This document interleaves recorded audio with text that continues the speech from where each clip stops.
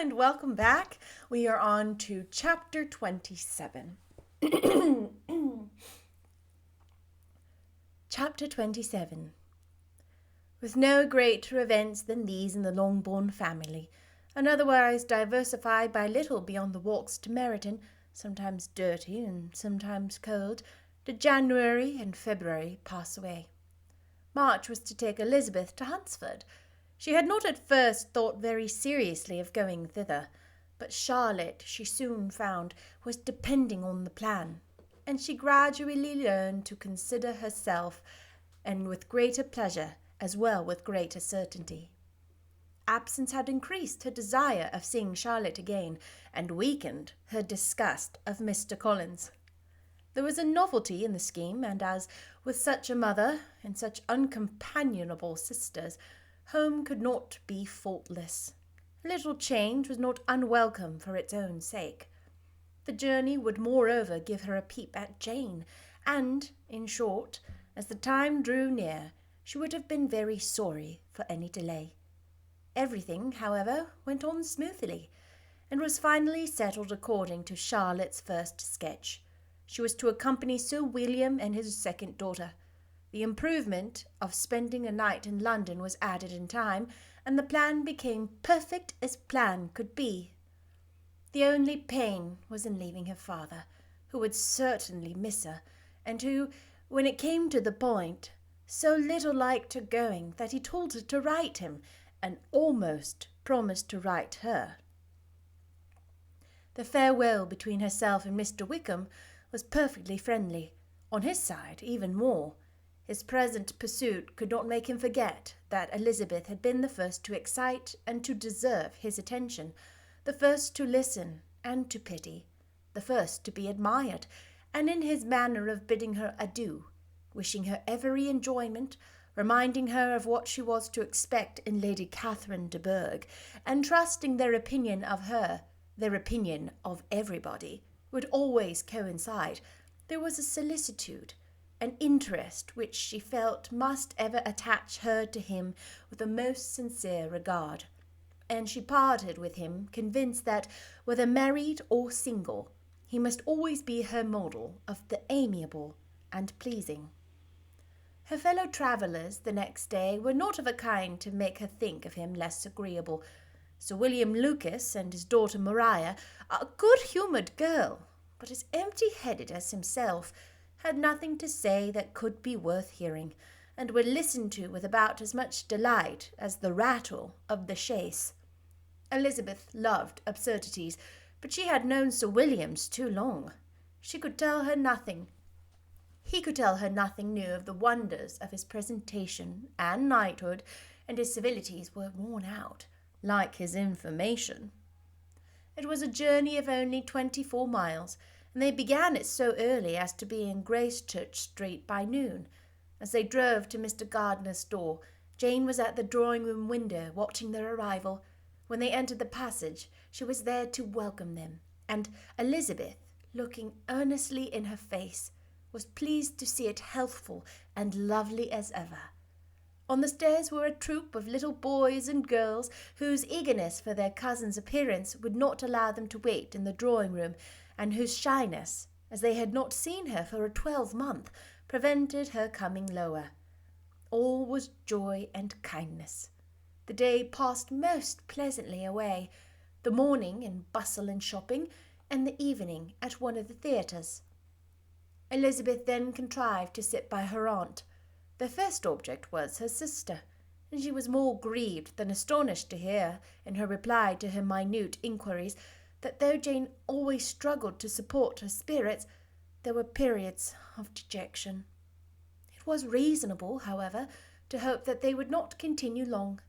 Mrs. Gardiner gave her the particulars also of Miss Bingley's visit to Gracechurch Street, and repeated conversations occurring at different times between Jane and herself, which proved that the former had, from her heart, given up the acquaintance. Mrs. Gardiner then rallied her niece on Wickham's desertion, and complimented her on bearing it so well. "But, my dear Elizabeth," she added, "what sort of girl is Miss King? I should be very sorry to think our friend mercenary." Pray, dear aunt, what is the difference in matrimonial affairs between the mercenary and the prudent motive? Where does discretion end and avarice begin? Last Christmas you were afraid of his marrying me because it would be imprudent, and now, because he is trying to get a girl with only £10,000, you want to find out that he is mercenary. If you will only tell me what sort of girl Miss King is, I shall know what to think. She is a very good kind of girl, I believe. I know no harm of her. But he paid her only not the smallest attention to her grandfather's death, made her mistress of this fortune. No. Why should he? If it were not allowable for him to gain my affections because I had no money, what occasion would there be making love to a girl whom he did not care about, and who was equally poor? But there seems an indelicacy in directing his attentions towards her so soon after the event. A man in distressed circumstances has not time for all those elegant decorums which other people may observe. If she does not object to it, why should we? Her not objecting does not justify him. It only shows her being deficient in something herself, sense or feeling. Well, cried Elizabeth, have it as you choose. He shall be mercenary, and she shall be foolish. No, Lizzie, that is not what I choose. I should be sorry, you know, to think ill of a young man who has lived so long in Derbyshire. Oh, if that is all, I have a very poor opinion of young men who live in Derbyshire, and the intimate friends who live in Hertfordshire are not better. I'm sick of them all. Thank heaven I am going tomorrow, where I shall find a man who has not one agreeable quality, who has neither manner nor sense to recommend him. Stupid men are the only ones worth knowing after all. Take care, Lizzie. That speech savours strongly of disappointment. Before they were separated by the conclusion of the play, she had the unexpected happiness of an invitation to accompany her uncle and aunt in a tour of pleasure which they proposed taking in the summer. We have not determined how far it shall carry us, said Mrs. Gardiner, but perhaps to the lakes.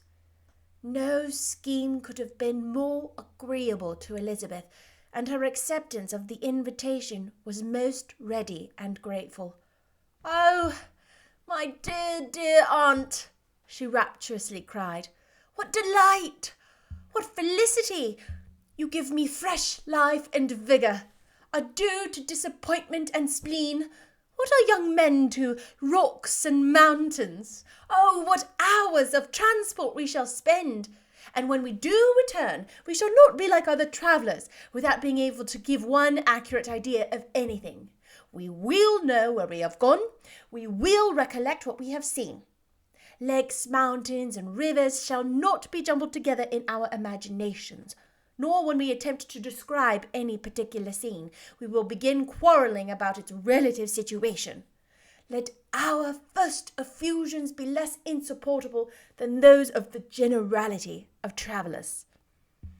That's the end of chapter 27. So on their way to see Charlotte and Mr. Collins, so Mr. and Mrs. Collins now, on the way to see them, they stopped to visit Jane. And Jane seems to be doing okay. And it's hard to know with Jane because she keeps a lot of her feelings inside, but Elizabeth knows her well, and Elizabeth said she looked happy and healthy. And then they're moving on. They haven't gotten to Mr. Collins' house yet, but they have just invited, Mr. and Mrs. Gardiner have just invited Elizabeth to go on like a little summer tour where they go about the moors, I don't know, but rocks and mountains is what Lizzie says.